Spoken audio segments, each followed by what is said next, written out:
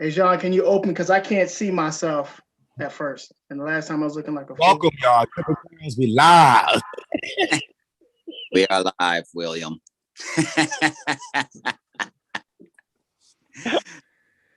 Triple Crown, Hey. everybody. What's going on? Good evening, good night, good day, good morning.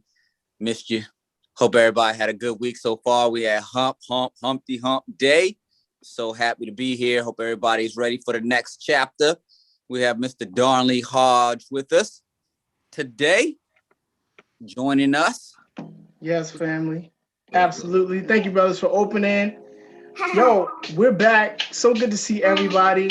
So glad that everybody can make it. Very, very special show. I am personally excited for this brother that is on. We're going to get to him and his little queen in a little bit.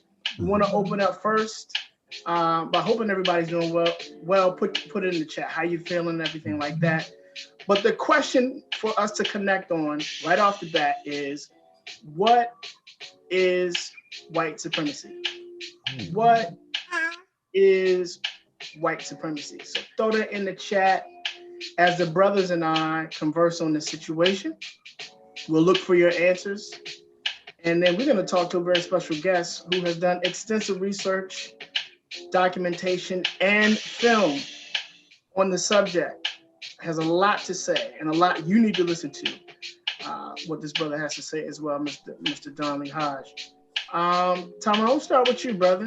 What is white supremacy to you? What do you think about? Right, let me see. Y'all getting feedback from me? Can you? Okay, there we go. That's good now. All right. Wow. White supremacy to me is the superior. White supremacy is because whites are the superior race, and things, everything that happened, they dominate society. Um, it's the way that they handle and treat other races. It's a lot. I can say so much, and I want to be. I don't want to be, me anyway. But looking at the way that things have been done, in place, the systems that are put in place, by white people in particular. Yeah, so I just kind of I'll leave it there. So much to it. Race. I think I will say this, and then I'm gonna shut up. A lot of people, I think, get racism and just white supremacy mixed up. You know, and what it is. But that's where that superiority comes from with white folks, in a way that they set up systems to diminish other races and other ethnicities. To make sure that they are ahead in every way possible while keeping others beneath them. And again, and so many systems are put in place, and they control these systems by making sure others, such as Blacks and Latinos and others, aren't able to flourish and grow and thrive. Absolutely, absolutely. Brother Jean, what you got for us, brother? He stole all my. No. I believe this white supremacy is about a color being supreme or superior to another, to all others. One being thinking that they are better than, they are extremely more talented or more favored, and so on and so forth. I agree with Tyrone that racism and supremacy are two totally different meanings, two totally different actions, two totally different ways of thinking. But at the same time, in terms of thinking, they can sometimes affect, because there are actions that do allow them to intersect, unfortunately. So, yeah. Thank you, brothers. Thank you, brothers. And we are going to ask Brother Darnley in a little bit, because he's going to take us deep into what white supremacy is and what his research has unearthed for this new generation of young people trying to get their minds around how the effects of white supremacy, although most of them don't call it that or know it to be that, they think of it as racism, but trying to get their minds about this gentleman, brother, scholar, historian, is going to break those things down in a few moments. For me, I agree with both of what you brothers have said. And I'll just add that it is a system and has tentacles that permeate every section of this American society and truly any society where people of African descent find ourselves. I'm going to do something right now, gentlemen. I didn't tell you who the crown jewel was. Brother Darnley, the crown jewel is an unsung hero that is in the community doing great works for the community. People may not ever know them, but they're doing something positive. This will be the first time that I'm doing it, and it dawned on me last night, brothers, that Brother Darnley Hodge will be our crown jewel. I've already, Brother Darnley, I didn't even tell you about this. I've already put this in effect at our school. I've highlighted your works. I told kids already where they can go, because they're on YouTube anyway, where they can go and get these great 10-minute, 15-minute snippets of what it is you're doing, not to mention your film. So our crown jewel, the person that is, and the person oftentimes that gets the least amount of shine and recognition is the scholar, is the teacher in the community. But Brother Darnley is our crown jewel, and we're going to turn it over to him. Welcome to the show, brother. Thank you for being so patient with us. Absolutely. Thanks for having me on, man. I appreciate it. Absolutely. And, you know, this acclaimed piece of work that you're working on, well, you've worked on, and it's now starting to get some traction on Amazon and other platforms, The American Lows. Mm-hmm. I'd like you to, I'm going to shut up. I'm going to let you explain it. And then we have some questions for you that the public really needs to hear what you're doing, brother. Sure. Well, just to give us a brief synopsis of what The American Lows is.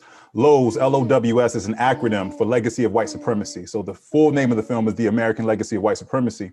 And what it's designed to do is to help Black people better understand what we're dealing with in the society, and so we can devise deliberate strategies to be able to counteract what we're dealing with. A lot of the films and books and a lot of the things that tend to be distributed in the public, especially within this white supremacist culture, tend to be aimed at a white audience, describing a Black situation to a white audience. And again, a lot of it's very valuable to Black people too. You know, I get a lot of value out of some of what, say, Skip Gates does, for example. I have some of my issues with some of what he does as well, but his work is primarily for a white audience. It's primarily displaying things about Black culture to a white audience, right?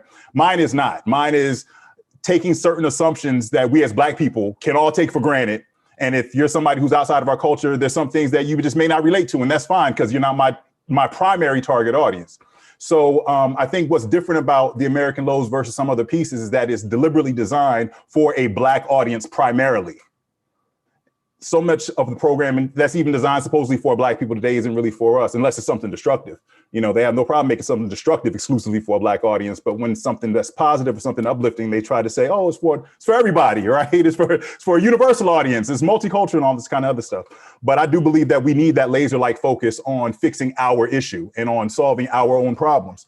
You have to forgive me, my 1-year-old is running around. My wife had to take my 3-year-old to the emergency room because he got hurt a little earlier. So you might hear her or see her running around or jumping up on my lap or something at some point. But to answer the question, what is white supremacy? Ultimately, we talk about that as a system, but the question is, what kind of system? Ultimately, white supremacy is a survival system for white people. It is a system that keeps a population of people who otherwise would really technically have gone extinct hundreds of years ago if they hadn't put this system in place, if they hadn't created a system of slavery and eugenics and genocide and hadn't killed hundreds of millions of people of color around the world and create this system that separates them from everybody else. They literally, their numbers would be a lot lower than they are. Right now, we're dealing with a population whose natural death rate is higher than the natural birth rate. When you look at Spain, you look at Denmark, you look at all these countries throughout Europe, you look at the United States, they're having a deficit in terms of births versus deaths, right? At the same time, you hear these same, a lot of the scholars within the white community especially talk about this looming problem of population control in the world, or population density. Well, if their numbers are diminishing, what populations are causing this population crisis that we're dealing with? It's Black and brown populations. So we have to understand everything from that perspective. The bottom line is, this is what the purpose of white supremacy is. It is to keep a group of people alive or surviving longer than nature and longer than the environment would have them be around otherwise, especially in these numbers. I mean, the bottom line is there's no place on planet Earth where white people are governed, educated, fed, housed, clothed, policed by non-white people. You can't name a single country where that's the case. You can't name a single country on planet Earth where white people go to non-white people to get their education or to get their religion or to get anything of real substance to build their way forward. At the same time, there are very few places on the planet Earth, if any, where the education, governance, et cetera, that people of color are getting is not either directly administered by whites or significantly influenced by whites. That's not by accident. You know, so we have to really look at this system, not from a, this is what this person likes me, or I have white friends, and this kind of one-on-one ground level perspective. We really need to look at it. We need to zoom out, go into outer space on a satellite and look at planet Earth. You know what I mean? From 30 miles up in the air, from 300 miles up in the air, and look at how this system has manifested itself on a global scale in terms of, especially education, in terms of economics, education, like I said, in healthcare, all of these things, in terms of the value systems that we have. So in order for us as Black people to be able to advance in such a system, or when such a system is present, if we live within a culture and system of white supremacy, I believe, as our deceased ancestor, Dr. Frances Cress Welsing, believed, that we need to create a culture of counter-white supremacy amongst ourselves, which means that the same way in which the police officer who racially profiles you is not a part of a special club, or didn't have a meeting with the flight attendant who doesn't believe that you have a first class ticket, and she's not in some club with the waitress who doesn't want to seat you before she seats the white couple. They just understand the system, and they impose that system on people of color when applicable in their sphere of influence. So we need to develop the same thing in reverse. We need to develop a system amongst ourselves that opposes that system wherever it rears its head within our sphere of influence. And what the American Lowe's film was designed to do was give us more ammunition with which to recognize what we're dealing with when we encounter it, and to have cogent, intelligent responses to it, as opposed to knee-jerk reactions. Oh, that's powerful. That's powerful. Brother John? You're on mute, brother. What you got in your mouth over here? Okay. You're on mute. Well, while John is on mute, let me ask you this. Oh, go ahead, John. Go ahead, John. I was saying that was powerful. I'm just sitting here like, educate. That was incredible, brother. I'm speechless at the moment. How do we come up from your professional perspective as Blacks, what's the pathway for us forward in terms of fighting that oppression? How do we gather? How do we do that? Because we're so crabs in a barrel right now. It's unfortunate. You know, I don't want to say everybody, but you know, we just aren't getting the picture. We're still killing each other at a high rate. So how, from your perspective, do we just oppose all of this that's against us, even as we're even going against each other? I think the first thing we need to recognize is that any information that we get from any media, including my own information, et cetera, is going through someone else's filter at some point. So even when we talk about this perception that we have of us killing each other, this perception that we have that we're in jail, these kind of things, we have to really examine why we have been hit over the head with that narrative so often. You follow me? And if you look at the work of like a Boyce Watkins, or if you look at the work, I'm sorry, I hope she's not too distracting. You guys can still hear me, I hope. Yes. She's not overpowering me too much. If you look at the work like, say, Brother Boyce Watkins does, or I mean, there's so many who are doing work now debunking a lot of those kinds of myths, is my point. You know, like we have these myths that 1 in 3 Black men are in jail. Well, okay, there are 50 million Black people in America. Say half of those are men. That's 25 million. Say half of those are kids. That's 12.5 million, right? Well, there's only about 2 million people total in jail of all races, and a little less than half of those are Black men. So you're talking about 900,000 to 1 million black men who are locked up at any given time. And again, that's from age really 15, 16 to 99, right? I'm like, how does 800, 900,000 black men out of 25 million equal 1 in 3? You know what I'm saying? Right. Like, you see what I'm saying? Like, you can just literally just do the math ourselves and see that we've been fed a lot of these narratives to keep us in a mindset of defeat. And so the main thing we need to do is get our right minds back. Once we have a different understanding of who we are, we'll have a different outlook on who we can be. So part of what this film was designed to do is give us a better understanding of who we actually are and what we've actually done so that we can have a clearer vision or a different vision for who we can be. A lot of us, because we've been fed this narrative that, like you said, we're killing each other. You know what I'm saying? We're dying. We can't get our own act together. So why are we worried about racism? This kind of thing. That's a completely false narrative. That narrative that narrative is not consistent with the actual data and with the actual facts. You know, you hear the statistic, for example, like I said, that there are more black men in jail than in college, for example, right? It's complete nonsense. First of all, there are about 1.5 million black men in college. Okay. Like I said, there's about 1 million black men in jail. So that's just on the raw numbers. We have more in college than in jail. Secondly, jail, like I said, is age 15, 16 to 99. College, you're talking about 18 to 22. So when you talk about college age black men in jail, the ratio goes down even further. There's even a greater ratio of black men in college versus in jail, you know?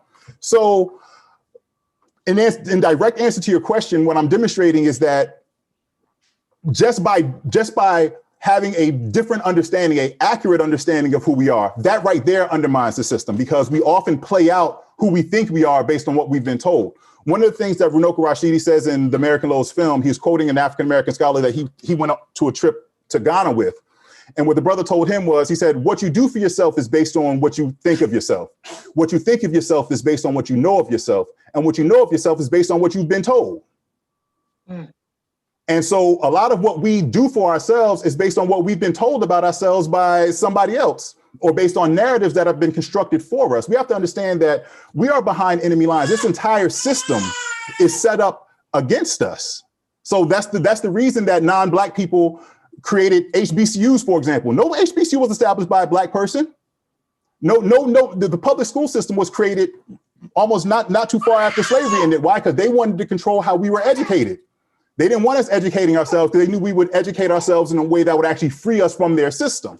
So they said, listen, let's create these colleges for them. Let's create these schools for them. Let's control the way in which they are educated. And once we control that, we can control everything else. So we'll turn out doctors and lawyers and professionals, but we're going to make sure that they see the pinnacle of being the highest level employee, being a CEO, not being an owner. You follow me? The CEO is the highest level employee. He's not the owner. The chairman of the board and the board of directors owns the company, but you got Black people out here want to be a CEO. I want to be the boss and all this stuff. Where have they been fed that narrative? This power couple narrative, all these narratives that are out here that Black people have latched onto. It's like we go to Walmart and pick a can of identity off the shelf and put it in our bag and take it home with us. You follow me? We have to stop taking our identity off the shelf in Walmart. And what I mean by that is from the television, from the social media, from all these other places. You follow me? And really do the scholarship, do the work and learn who we are. So much was taken from us in that middle passage. And before we can even begin to talk about, for example, one of the narratives that's popped up within Black folks is this idea of, I'm sorry, baby, this idea of success, for example. We're too busy chasing success and nobody's talking about freedom anymore. They moved the ball on us again. You see what I'm saying? We allowed this system to switch up the narrative. And now all these Black people are running around talking about, like I said, being CEOs and being bosses and being successful, but we ain't even free yet. It's like running around a plantation, talk about you're going to be a CEO, but you still living in Master's shed. Like, come on, Black people. You follow me?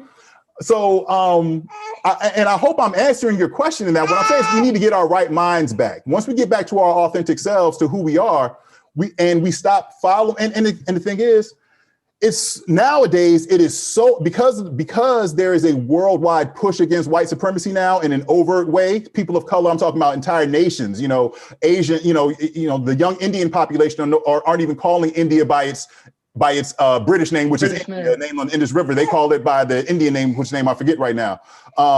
These kinds of things, my point is now that the system's even getting more desperate. They're showing white men with black women every 5 seconds on the TV. You know what I'm saying? They're trying to do everything they can to undermine the black family in an overt way. Because the last thing they want is a black man marrying a black woman and having a black baby. I got 3 of them. That's the most revolutionary thing you can do. You know what I'm saying? I know y'all, it's people who don't know me. My wife, my wife's light skinned. My wife is not a white woman. My daughter's light skinned because my mom is light skinned. But point is, because I've had people make that mistake too. They see me with my kids and assume my wife is white. I'm like, no, my wife is not white. You know, my wife is a very proud, strong black woman. And so my point though is this: we are constantly under attack. Every time you turn on your TV, your radio, turn on your social media, you're getting your daily dose of white supremacy programming. Okay, and once you become consciously aware of that, just that awareness alone makes it ineffective. It nullifies it. When you know somebody's trying to run game on you, they can't run game on you. If you know that I'm trying to pick your pocket, I can't pick your pocket. And you can still hang with me knowing that that's what I'm going to try to do. But guess what? I'm not going to be able to get over on you because you're looking for it. Too many times we are programmed to I mean, especially when it comes to black family, the black woman has been relentlessly under attack psychologically to believe that the black man is her enemy. You know what I mean? And now they're taking a step further. Not only is the black man your enemy, but the white man is your savior, is your natural companion. You know, her historical rapist, her historical victimizer, attacker, etc., experimented on her for generations throughout slavery and came up with most of this medical and gynecological technology that we have based on their mutilation of black women. That narrative has gone away. And now it's all about, Meghan Markle and somebody, you know what I'm saying? And she's actually surprised that her family racist, her married family racist. You see what I'm saying? It's like, so anyway, I'm sorry to go off on such a tangent, but there's a lot of, there are, when you're being attacked from all sides, you need soldiers on all fronts. And when you're being psychologically attacked from all sides, you need to be psychologically guarded in a lot of ways. And once we have that awareness, we will naturally make decisions that work for our benefit, as opposed to making the default decisions that the system programs us to make that we think will work for our benefit, but actually work to keep us right where we are. We have black people saying things like, I want my black child to get the same education as a white child. I don't want my black child to get the same education as a white child because white children aren't learning how to solve black people's problems. I want my black children to have an African education, a black education that will help them contribute to freeing us and improving our collective condition. You see what I'm saying? But we've been fed this narrative. No, I want my child to have the same education. Well, all you're doing is guaranteeing your black child to be subservient to that white child then forever, if you want them to have the same education as that white child. So I know it's a long-winded answer, but I hope I'm answering your question. And that is, what we need to do to combat this is first psychologically combat it, and we'll then take the actions that will then follow that psychology. The same way in which they've come after us psychologically in terms of the messages that they put out, the images they put out of black people, feed in our minds that we're criminal, feed in our mind that it's all about, this transactional relationships, oh, you got the big butt and I got the money. So that's all we need is a black couple, basically, you know what I'm saying? This exchange, this pimp hoe relationship, all that kind of stuff. They know that once they control our psychology, they don't have to worry about the rest. They don't have to tell us to shoot each other, kill each other, or not trust each other. All they do is just keep putting those narratives out there. So in order for us to combat that, we have to combat these narratives. Once we believe something about ourselves, once we know something different about ourselves, we'll think differently of ourselves and we'll do differently for ourselves. I got a quick follow-up, if y'all don't mind. Sure. What do you think about the narrative that's out there in terms of, I don't want to say the narrative, but there's some that think, well, and this is kind of along the lines of what you just said as well, the segregated schools, once we started going to schools together, it derailed us. It derailed our entire educational system, our entire futures from that point when they were integrated. Sure. So thought on that. Well, I'll say this. I think that's absolutely correct. I'll say not only has America never been truly desegregated or integrated, America was never really truly segregated. And I'm gonna prove it to you this way. If America were ever truly segregated, we would have had not just a black water fountain and a white water fountain, or a black, bus and or white people in front of the bus, black people in the back of the bus. We would have had a black president and a white president. We would have had a black police department with a black police chief and a white police department with a white police chief. But no, what we had was white power at the top all white president, all white Congress, all white Senate, all white police department, mayor, governor, state Senate, blah, blah, blah, but then segregated water fountains. You see what I'm saying? So we never, if we had true segregation, where we actually had a segregated governance, where if a white policeman pulls you over, he says, hold on, let me call the black cop to process you. You follow me? Because you're out of our jurisdiction. That would have been a whole nother story. So we never actually had segregation. It's always been a white supremacist paradigm. It's always been white supremacy at the top and resources at the bottom were segregated. You follow me? Now it's still white supremacy at the top. The resources at the bottom are just supposedly desegregated. You see what I'm saying? But the power structure has always been the exact same. So to further answer that question, so many of us who didn't understand it at the time and understandably wouldn't understand it at the time. I mean, of course, I can look back here in 2021 in retrospect and read all the scholars and read all the experts and say, oh, wow, you know, I wish we had known this 50 or 100 years ago. But 50 or 100 years ago, when we didn't know this, it would not be unreasonable for one to think, OK, listen, this system is depriving us of resources as Black people. Let's integrate with the system. Therefore, they can't pick and choose which kids gets better books than the other ones, because my kid's sitting right next to the white kid in class. They both have to have good books. If you deprive us, my kid, that means you're depriving your own as well. It was integration, desegregation was always a strategic tactic. It was never supposed to be a way of life for us. And it was a tactic that didn't work. And even Martin Luther King said as much. Martin Luther King said, listen, I feel like I've integrated my people into a burning house. You know, and he said, listen, that's when he started espousing the tenements of Black is beautiful and Black power, and saying, take your money out of the white banks and put them in the Black banks, take them out of the white insurance companies and put them in the Black insurance companies, et cetera. And so what the entire push towards desegregation, that was never a goal. That was supposed to be a means to Black power. Black power has always been the goal. And what I mean by power is power to do the very things that I mentioned earlier: govern ourselves, educate ourselves, feed ourselves, clothe ourselves, etc.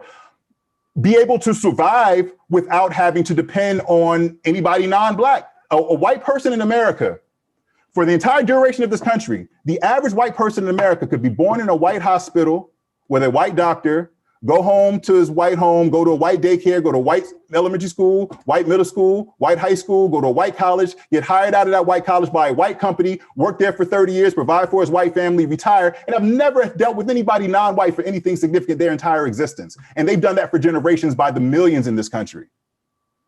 I would just like the opportunity, we just need to have a vision to be able to do the same thing for ourselves, because we can. Now, does that mean that we shouldn't have access or be able to exchange goods and services with others? Of course, the same way we exchange goods and services with China or with Russia or with, you know, Ghana or anybody else. But guess what? An American child still comes up in an American school system and, you know, matriculates through that. And then by the time they start doing business with China or somebody, they were already establishing their American identity. You know what I mean? It doesn't compromise their Americanness to then do business with non-Americans at a certain point. My point is, it wouldn't compromise our autonomy as Black people, if we have such autonomy, to then still do business with white people or whatever else, or hire them and they hire us, or that kind of thing. So desegregation was never a goal. It was a means. But again, they've switched the narrative around to make us think that was the goal. To make us think that Martin Luther King just wanted a Black kid to sit next to a white kid. No, Martin Luther King wanted the Black kid to have the best education. That's what his goal was, for us to have these resources. Martin Luther King said later, what good does it do to sit at a lunch counter if you can't afford the hamburger? That's when he started talking about the money. So again, the narrative around desegregation that has been put out there by the dominant culture is completely different than the reality of the Black people's purpose behind pushing desegregation, even when we did. Absolutely. And you know, to that point, my little 2 cents. As soon as Dr. King began talking about economics, as soon as Dr. King began working with the Poor People's Party, or Poor People's Campaign, that's when they took him out. Brother Tyrone. Yes, sir. Brother Tyrone can't hear us. If you just joined us, we are here with the great Darnley Hodge. I think I might be freezing y'all. No, you're clear to me. Okay, sorry. Yeah, no, I didn't know if you wanted to ask a question to Brother Darnley Hodge. Oh yeah, look, I can't get all of myself. I got all my devices. I'm trying to show. Hey, I'm actually showing. I'm live on Facebook now okay.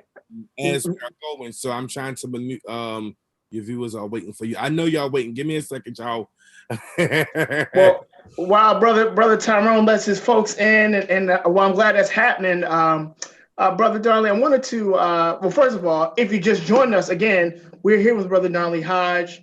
Brother Hodge, plug your film, please. Plug where the people can get it, please, before we go Absolutely. to the next question. The film is called The American Lows, LOWS, The American Legacy of White Supremacy. It's on Amazon. If you got Amazon Prime, you can stream it right now. You can also purchase it at theamericanlows.com. And I encourage you to do that because, as you know, with these streaming services, using somebody else's system, they can snatch it tomorrow. So if you own it, you got it, and you can share it, give it to your friends and family, etc.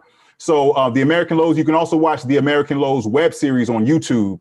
And there's about 100 or something episodes, and these are all outtakes. Nothing, and this is very important. A lot of people think that the web series are outtakes from the film. They're not outtakes from the film. These are clips that did not make it into the film. And we had a lot of great footage, a lot of great interviews, and but all of it, again, a film's an hour and a half. You can't fit 20 hours worth of footage into an hour and a half long film. And so, fortunately, because we had the option of the internet, I said, listen, I'm going to take everything that makes the cutting room floor. That's going to go online because this is still all very, very valuable information. And so watch the American Lows web series on YouTube. Definitely subscribe to our YouTube channel for Blackamoor Films.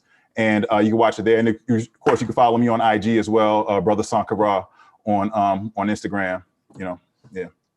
Absolutely. I wanted to talk just briefly about the breakdown and how that came into existence. Sure.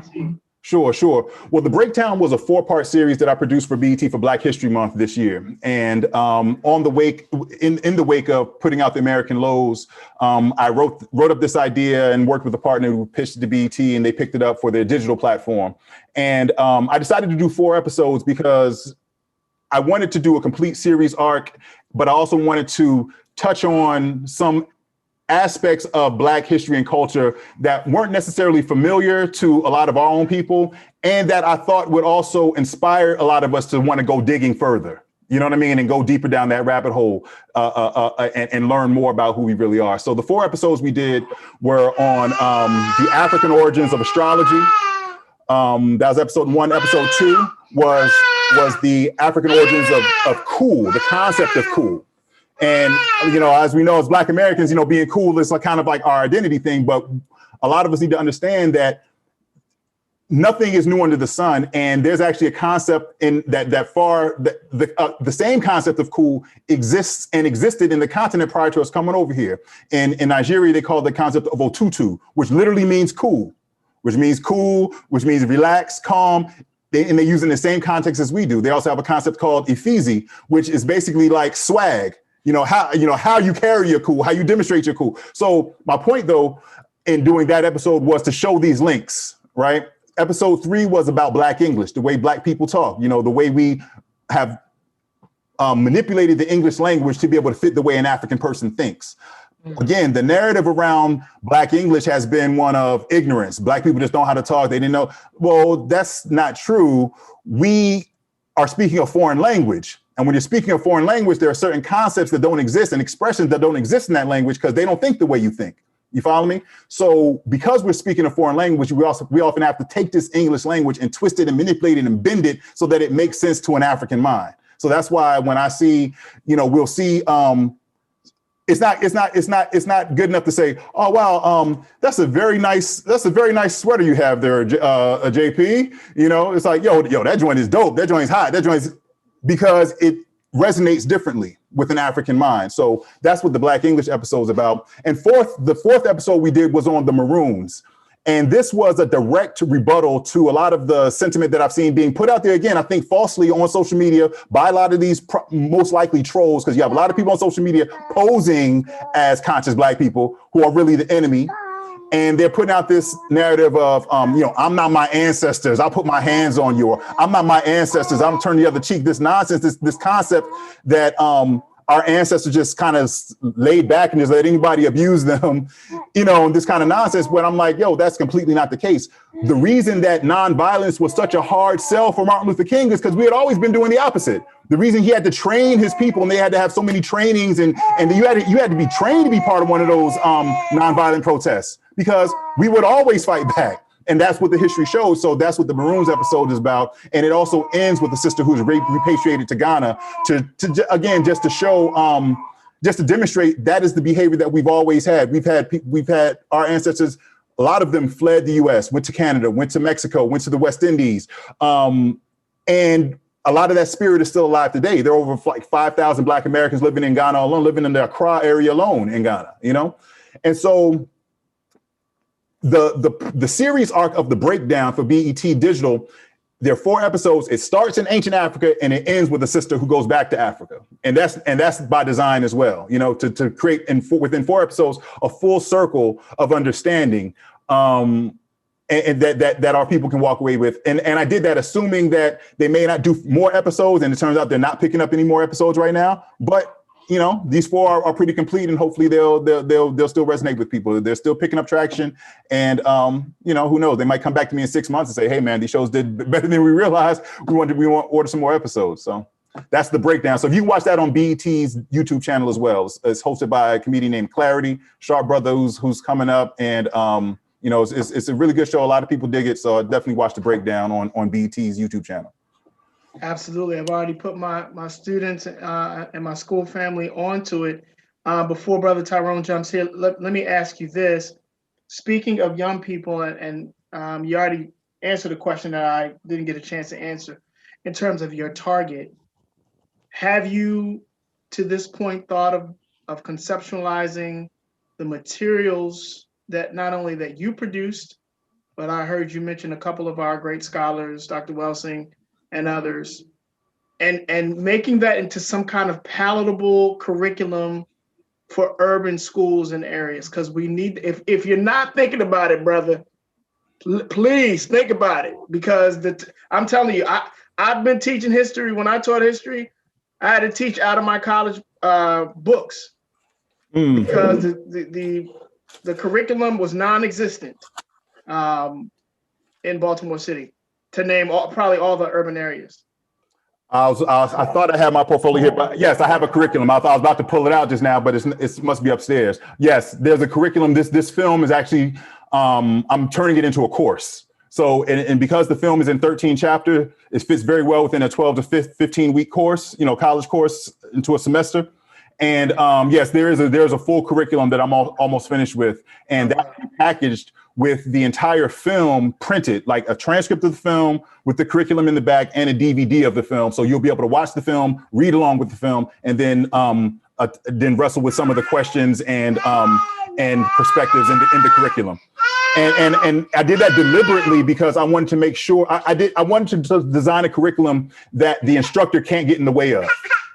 I didn't want it in a curriculum that some instructor who hasn't studied the system starts espousing a bunch of narratives that, again, come from the system. You know what I mean? Or start, throwing Black Lives Matter into it, or, LGBT matters, or, all these other things that take the attention away from what this film is squarely focusing on, And so I deliberately designed the curriculum so that you have to stay laser-like focused on what we're talking about in this film. Don't start bringing in a bunch of other stuff that serve this kind of other purpose. This is about Black liberation and us understanding what we're dealing with so that we can combat it. Wow, superb. Matter of fact, can I just say something to that real quick? Please. There are a few professors out on the West Coast who are using the film in some of their classes. And what's interesting is that because I don't have the curriculum yet, they've been kind of doing their own thing and consulting with me on how they should approach it. One in particular, who's in Arizona, has a class in whiteness studies at one of the universities out there. And he just sent me some feedback the other day saying how his white students, as liberal as they are, still can't bring themselves to accept the Black scholarship in the film. So, you know what I mean? I have a who's who list of PhDs, Black PhDs in this film, from Dr. Frances Cress Welsing, Gerald Horne, Tony Browder, Asher Kwesi. I'm trying to name Jackie Badalaura's in it. Well, she's not Black, but she's actually a student or protege of Theodore Allen, who wrote the book, The Invention of the White Race. And anyway, I have a whole list of reputable, highly credible scholars speaking to this issue. Michael Eric Dyson's in it, Paul Butler, a lot of folks. And these white students at this school in Arizona are still like, I don't know, you know? And he's asking me like, why is it that they feel this way? I said, brother, did you watch the film? I said, I don't expect them to feel any differently because this system isn't about lack of education. It's not about people not knowing better, okay? This is a survival system. And the bottom line is I don't expect the mess. And additionally, the film is designed for a Black audience. So therefore, the solutions that are proposed in the film are solutions that Black people can take control of. It's not the solutions proposed in the film are not get out and register to vote or, you know what I mean, get to know white people better. It's none of that. This is let's get back to our authentic African selves. You know, once we do that, white supremacy no longer matters. It doesn't matter what you teach in your school if we can teach our own children. It doesn't matter if you're not hiring us, if we can build our own businesses and hire and pay each other. You follow me? We can literally create a system whereby instead of trying to fight against racism, which that's still a worthwhile fight, we can literally make it so it's irrelevant. We are in America. Is it really relevant to an American what they're teaching in Chinese school? They could be teaching all kinds of lies about America. You see what I'm saying? They could be teaching all kinds of stuff about America in some school in, in Iran or something. But that's over there. That's not relevant to an American student. So my point is, Black people could be in the same situation whereby we could be educating our own people, paying our own people, hiring our own people, and literally just create our own ecosystem. There's 50 million of us. We have a larger economy than most countries in the world. Okay, and once we start reaching out to the diaspora and we start and we have our lines of communication and trade going with those of us in South America and on the continent, in Central America, in the Caribbean, et cetera. Well, shoot, what do we need a system of white supremacy for? The only reason we deal with it is because most Black people deal with this because we rely on it for our survival. But if we can thrive and survive without it, most of us, if not all of us, absolutely would. You know, so that's really more my focus. My focus isn't trying to get white people to be less racist or get white people to do anything other than just do what you do. My thing is getting Black people to understand what you're dealing with so that they become irrelevant. Whatever they do doesn't really even matter. You know, and I say that too on the self-defense front. You know, we can literally create a situation where we don't have to be subject to their policing. We can defend ourselves. That's one thing the Black Panthers proved, you know. And again, we can learn from what some of the things that went wrong with that organization later on and that kind of thing, but we can also learn from what went right as well, you know? And so, you know, that's the type of thinking that I'm more so advocating these days. You know, if we're waiting on somebody else to change what they do before we can come up, we'll be waiting a long time. You know, if you look at a situation with an abusive spouse, for example, you look at Ike and Tina Turner, everybody saw the movie, What's Love Got to Do with It? Tina Turner didn't plead with Ike and convince him to be a nicer guy. She whooped his ass, got him up off of her, left him, made it so he couldn't affect her no more. And she went off and survived and did well and left him to do whatever he was doing. He was probably still a woman beater and whatever, but he wasn't beating her. You follow me? So I'm like, yo, we can create a situation whereby, white people, y'all can still be racist, but since I'm relying on you to pay me, whatever. You know what I'm saying? Since I'm not relying on you to educate me, go ahead. Since I'm not relying on you to medicate me, and I can go to my Black doctors, I can go to my, to my resources. I'm not relying on you to feed me. I don't have to go to your grocery stores, et cetera.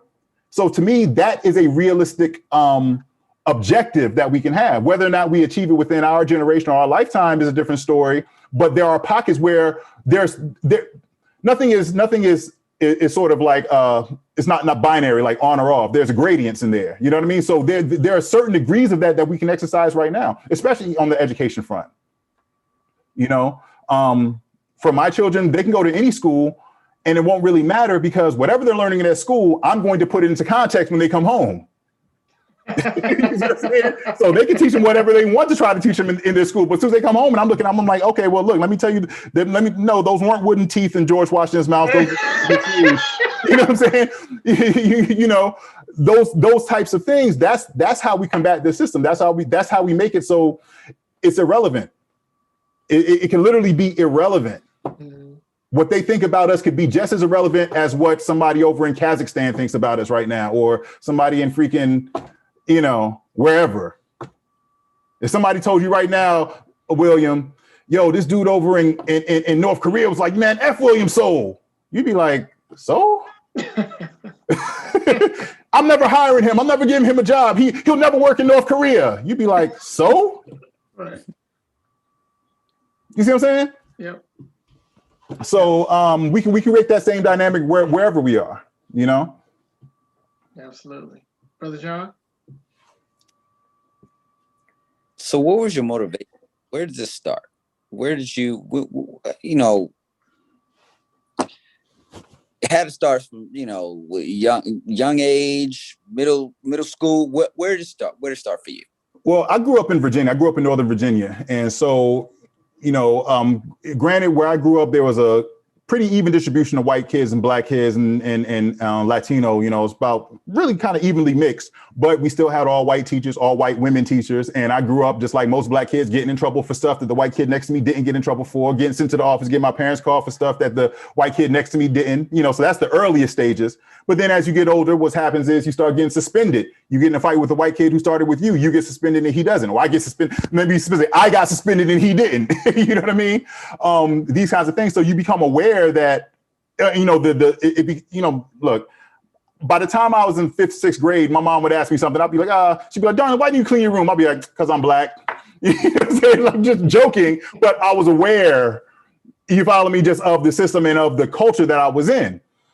And so that the longer you live within the system, the more and more that awareness is going to develop into a curiosity about how this became the case, you know, especially as you become exposed to other cultures. You know, my family's also West Indian, so I go back home to Anguilla, and granted, it's all black country, but I'm seeing white Jesus all over the place, and I'm like, man, this is all black country, yet there's still a system of control here. You know what I mean? And so as an adult, looking back at my own life, and specifically as far as when you're talking about what motivated me to do American Lows, what specifically motivated that was, for those who don't know my background, I've been a photojournalist and a television photojournalist for over 20 years. I run a company here in the DC area that services most of the major networks, and we hire camera crews out. So I do live shots at the White House, Capitol Hill, et cetera. And I'm directly exposed to a lot of the coverage, you know, that goes on because I'm a part of it. And so I found myself very dissatisfied with the coverage that was going on, especially around 2012, 2013, 2014, around specifically Trayvon Martin, but then all the other extrajudicial killings of black men that have subsequently made headlines since. It's not that they've just happened since, but they've been in the headlines.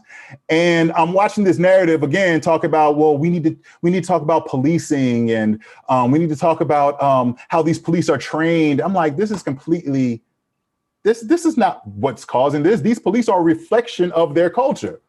You see what I'm saying? This is American culture being carried out in its most violent form. But the same dynamic that happens with a police officer who racial profiles you happens with a white person who's looking at your application and decides they're not going to bring you for an interview because your name's too black. It's the exact same thinking. You see what I'm saying? And so just because we may not have been a victim of a policeman's bullet, every black person has been a victim of that thinking within this system in some way, shape, or form. You have never seen a single documentary about any black person ever in your life where they don't talk about the racism they had to overcome. Period. It doesn't exist. That is always a component. That is a given. That is the default understanding of being black within a system, within such a system. So because of that, and because I didn't see it being articulated in that way, I decided I have the skill set, I have the resources, et cetera. Let me go ahead and put together a piece that will fill in a lot of the gaps that I felt were present in the mainstream coverage of us. I have a follow-up quick, John. Sure. I know we're running, John. I know we're running. But here's my thing, brother. Short of a miracle, how did you get outlets like Amazon? And let's be frank, BET is not owned by Mr. Johnson anymore. Right. How did you get them? Say again. No, I said even when it was, it wouldn't have made a difference. I mean, he made it very clear. The E is not for education; it's for entertainment. You know. That's right. That's a direct quote. So, how did you get them to pick up these important pieces that can be distributed? Right. Well, the thing that I understand is that a lot of us assume as Black people, because of the fact that we deal with the system, that we're not seeing more of this kind of work because these stations are rejecting it and that kind of thing. A lot of it has to do with production value. You know what I'm saying? It's like I was able to really bring the high level production value to this type of subject matter. And because I had the production value and it fit the look and the aesthetic of what would go on those platforms, they're willing to give it a shot. Right now, we're kind of at a time within Black filmmaking too. There's a revolution going on to a certain degree where we're seeing a lot more positive, conscientious Black content. You know, the hood movies and stuff of the 90s, that's really kind of the passe thing that companies really aren't looking for anymore. Because ever since Get Out came out, and then Black Panther and these executives have said, oh crap, Black people are actually interested in something other than hood movies. So let's start doing other topics with Black people. And we're at a stage now, kind of like how hip hop was maybe in like the mid 90s, when executives didn't know the difference between Big Daddy Kane and Hammer. You know what I'm saying? And they're like, oh, let's just sign them all. Let's just put them all out there and see what sticks. So that's how you got an X-Clan. That's how you got a Public Enemy. That's how you got, those kinds of groups were able to slip in, because for the same reason my film was able to slip in. They were able to bring the they had the beat, they had something that was danceable, they had something that you could nod your head to, and it sounded like the other hip hop, but they were able to slip some content in there that was beneficial for our folks, And so essentially that's what I've been able to do. Because I'm a professional television producer, I understand the technical specifications that are necessary in order to deliver to these kinds of outlets. And I think that's really what put it over the top. It wasn't necessarily the content. It was basically the fact that I was able to package the content in a way that was acceptable to their platforms. And unfortunately, so many of us who have the skills don't have the desire or the focus or the attention to want to do this kind of content. And a lot of us who do have the education or desire, focus, or attention don't necessarily have the skills to, And so what happens is you kind of end up with a situation like, you have a guy like Skip Gates, who's brought to America as this scholar, and he's really a film critic, but he's put out there as this like Black history scholar because they give him the production value, and, he puts on this Morgan Freeman, comfortable voice, and, people eat it up, you know what I mean? But what's funny is I withdrew my question when I heard you say Skip Gates earlier, but I was saying to me that not only the value, really, production value, but the content of what you're doing is a modern day. When Jean and I were in school together, Eyes on the Prize was the thing that really gripped us and gravitated us towards understanding the civil rights movement. Now, obviously it was just specific to the civil rights movement. Of course. But this, to me, what you're doing is something that the generation that I teach, the young people under us, to me, is really that Eyes on the Prize kind of let me latch and lock. And even with the BET with Clarity, the kids today can really relate to that type of dissemination of information. The way you broke it down and having him narrate through that information. And I'm only saying that because I taught like Professor Sister Christina Greer. I'm sure you know about her. I've heard of her. And the things that she did with Ida B. Wells, James Baldwin, and others. She did like a little small, it's sponsored by TEDx, but really small cartoon snippets of these heroes that we never hear about. Sure. So outside of Professor Gates there, do you see what you're doing as like the next parallel to that? Absolutely, because I will say one thing, at the end of the day, I'm a filmmaker. I'm not a scholar. I have access to the scholars. I study the scholars. I read their work, but I'm not doing the firsthand research. I'm interviewing Tony Browder, but Tony Browder's in Egypt literally every other month, excavating the tomb of Karaka Men. You know what I'm saying? And he's doing firsthand primary research. I'm not in Tulsa, but I'm interviewing John Westbay, who is the curator for the Tulsa Museum on Black Wall Street that hasn't even been built yet. And he's doing all the primary research for that. So I'm in touch with the primary sources of this scholarship. And I essentially, because I have access to these people, I want to make sure that I get their lessons, the value of what you can learn from them, to an audience like what you're describing. You know what I mean? I can be that bridge, essentially between two communities that need each other and that need to communicate, but wouldn't necessarily have a means to. Because again, but for a film, how is anybody even going to know who, how's a young kid supposed to even know what who Dr. Francis Cress Welsing is? They're probably not going to pick up a copy of the ISIS papers until they get a little older. You know what I mean? That kind of thing. So, I think that, and again, I'm not to give Skip Gates a hard time, although Tony Browder, to quote Tony Browder will say, we need to do as his name implies and skip Gates and get about the business of saving Black people, of rescuing, of liberating African people. That being said, I think Skip Gates does have some value in terms of the factual information that he brings to the fore. My biggest issue with him is he often volunteers an interpretation of those facts that diminishes the role of white supremacy and exaggerates the role of Black people in our own demise. And that's one thing I don't appreciate about his work. He overplays, for example, in my opinion, the role that Africans played in terms of the mid-Atlantic slave trade. Yeah, you had some who sold us, but that isn't how most of us got here. you know what I'm saying? So and a lot of cases, when you listen to someone like Professor James Smalls, he'll talk about how a lot of those who sold us were basically like, look, we're gonna either take y'all or y'all go find some people to bring to us. You know what I'm saying? Right. And so they created that dynamic. I think all of it's important, though. You won't hear me bashing any Black person publicly about anything, really. And that includes even the coons and sellouts. You know what I'm saying? Because I'm like, they're just victims as well. And rather than bashing them, I understand that they are an effect of a system that has put their mind into this place, and they're doing it as a survival mechanism. You know what I mean? They've said, listen, this is the system that I'm in. In order for me to survive in it, let me cozy up to it as best as I can. And I get it. I don't agree with it. I'm of the opposite. I'm saying, let me distance myself from it as best as I can. You follow me? I'm out there in the world all day. My house, this is my basement. My house got to be as African as it can be just to wash off the, you know what I'm saying? The European influence that's outside my door, you know? Right. And so,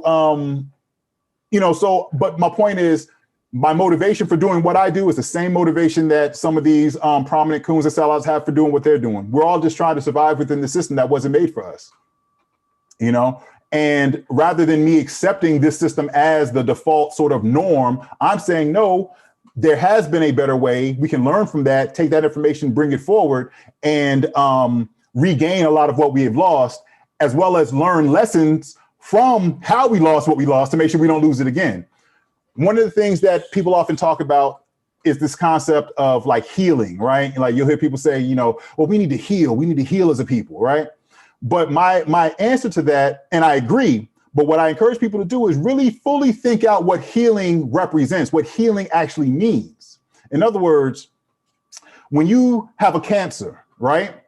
And you have a tumor, and all your hair's falling out, you're emaciated, you're weak, your bones are brittle, you don't have an appetite, and they remove that tumor from your head, right? So now you're cancer free. Are you healed because the cancer's gone? No, you're not healed until you get your weight back, till you get your appetite back, till you get your complexion back, you get your strength back, you get your hair's grown back, and now you're actually as strong as you were before that disease hit you. In the case of a broken bone, you're not healed until that bone fuses to the point where it's stronger than it was, so it can't be broken in the same place, the same way again. So I agree that Black people need to heal, but healing means strength. The number one indicator, the number one way in which a doctor measures how well you have healed is by how strong you are. Wow. And so there is no healing without strength. The ultimate goal of healing is to be strong again. And so if we really want to heal as a people, then there's no contradiction between those who say let's heal and me who say it's all about Black power and Black strength. And that is a beautiful way. That is a beautiful way to end it there. No healing without strength. We have been blessed by Mr. Darnley Hodge, aka Brother Sankara. Please follow this brother. If you follow our IG page, all of his information is there. Quick, peaceful journey. We just say peaceful things at the end, Brother Darnley. Jean-Pierre, we'll start with you. We'll go around and then we'll end the show. This has been phenomenally. I believe that we all learned a lot today. I'm speechless. I got a lot more research to do. So I think that I appreciate you, brother. I think that we all can do better. And I always say that every week, love is first. I appreciate your message of knowledge is king, period, is power. And that's what I've taken away from today.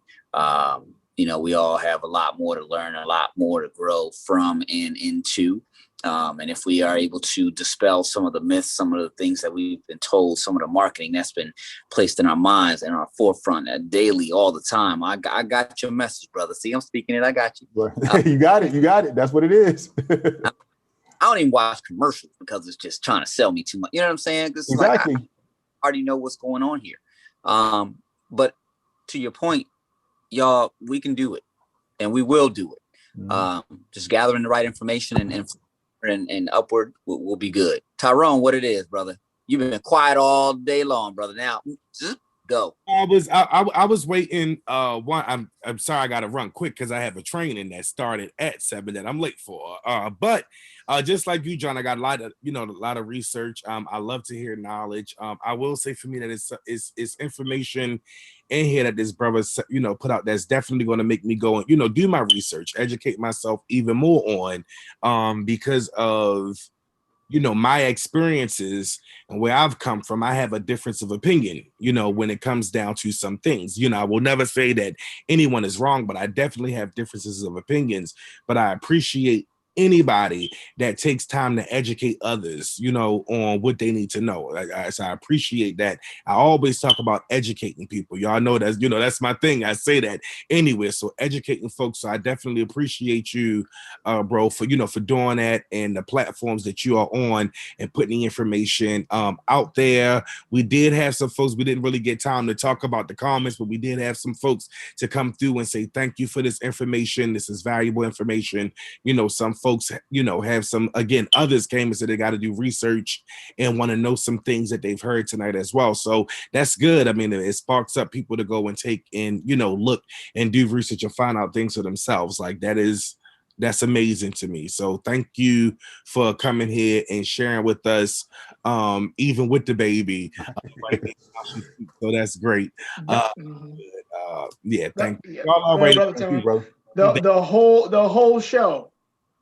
Being a father in the physical present moment, the whole show, it was a beautiful thing. Right. But Brother Darnley, any words you'd like to say before we let you go, brother? I just want to say thanks for having me on. I'm glad you guys are doing this. This is, we need every axe swipe that we can at the tree before it falls. You know what I'm saying? So it's all valuable and it's all important. And there's no such thing as an unsuccessful revolutionary. And so whatever y'all are, anything that any of us has ever done has always, without exception, contributed to improving our collective condition.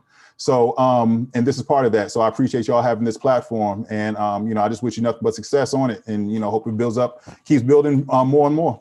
Thank you, brother. Thank you so much, Triple Crowns World family. I hope you tuned in because you got an education tonight. If not, click the link in the bio. You can check it out anytime. Please do yourself a favor. Go follow. Man is a father. Go follow Brother Sankara, Darnley Hodge. All of his projects are crucial and important. And just like some of you have put, he should, and true scholarship should force you to go back and do your own research. That's been part of the problem as well. So you should definitely check into those things. I think Brother Darnley would have you do just that. Look and read for yourself and get the knowledge that you need, as Brother John so eloquently said. So thank you all so much for joining us for this last hour and some change. May the Lord Most High bless and keep you, cause his face to shine upon you until we see you next Wednesday on Triple Crowns.